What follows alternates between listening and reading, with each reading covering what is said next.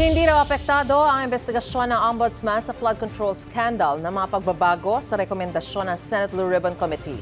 Gayunman, hindi muna sinabi ng Ombudsman kung may mga kakasuhan na sila ulit sa mga susunod na araw. May unang balita si Salima Refran.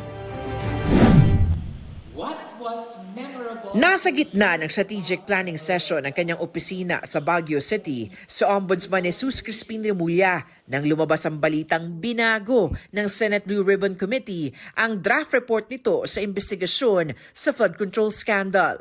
Mula sa unang draft recommendation na kasuhan sina Senator Joel Villanueva, Jinggoy Estrada at Chis Escudero, nire-rekomenda ngayong isailalim na lang sila muna sa preliminary investigation.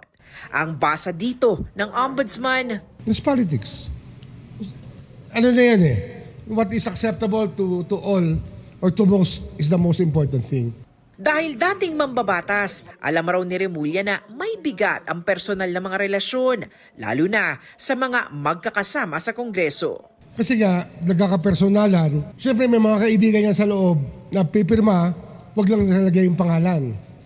Gano'n yan, may negotiation yan, may compromise yan. Kinukuha pa ng GMA Integrated News ang tugon dito ni Blue Ribbon Committee Chair Senator Ping Lacson. Ayon kay Remulla, wala naman daw itong epekto sa gumugulong na nilang mga investigasyon sa 3 senador at sa iba pang nadadawit sa flood control controversy. At least, yung pagkapangalan sa kanila tsaka yung records intact.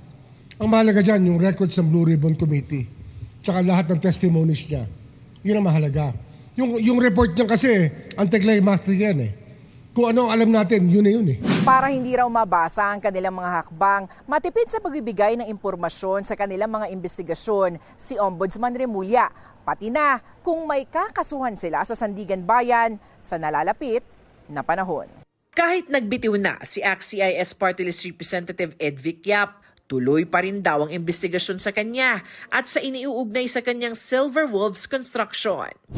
Nakausap na rin daw ni Remulla ang liderato ng Kamara at bibigyan na raw sila ng kopya ng mga hinihinging salin ng mga iniimbestigahang kongresista. Ang computer naman ng yumaong si DPWH Undersecretary Catalina Cabral, sinisilip na ng Ombudsman. Unfortunately, meron kami hindi makita sa mga files. So, what we did was to go to the cloud. Kasi yung cloud kasi, ang subscriber dyan, government pa rin eh. I cannot give any evidentiary value to it because number one, authenticating it is a problem already. We're very careful about it. Binigyang diin naman ni Supreme Court Senior Associate Justice Marvic Leonen ang kahalagahan ng tibay ng ebidensya at ang chain of custody nang makuha ang mga ito. Can you imagine the difficulty of a trial court judge or the Sandigan Bayan when the evidence presented before them are inadmissible in evidence? Yung mga nag-announce noong una, sikat sila. Pero at the end of the day, true accountability is if we are able to truly convict beyond reasonable doubt.